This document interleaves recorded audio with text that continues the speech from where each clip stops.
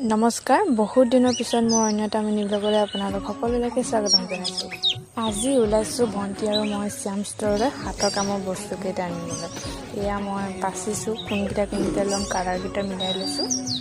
এইবোৰ বস্তু মই কিহৰ বাবে লৈছোঁ মোৰ নেক্সট মিনি ব্লগত আপোনালোকক সম্পূৰ্ণকৈ দেখাম। আপোনালোকে প্লিজ চাব। আৰু আজি মোৰ ল'বলৈ ইমান টান নালাগে, ৰানকালে বহুত ভিৰ হয়। আজি যিহেতু বতৰ ডাৱৰীয়া সেইবাবে কাষ্টমাৰ বহুত কম।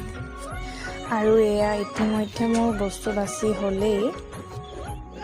এয়া ভণ্টি, তাইৰ বস্তু বিচাৰি ভিতৰত পালেগৈ। মোৰ হাঁহিয়ে উঠিছে, সেইকাৰণে মই তাইৰ ভিডিঅ' এটাকে কৰি দিলোঁ। তাৰপিছত দুইজনী চুপ খালোঁ, ম'ম' খালোঁ, ফুচকা খালোঁ। দেন আমি এয়া আহিলোঁ। বাছ ভিডিঅ'টো ইমানেই আছিল। আৰু মোৰ ভিডিঅ'টো ভাল পাই যদি please like, comment, share and subscribe কৰিবলৈ নাপাহৰিব। ধন্যবাদ।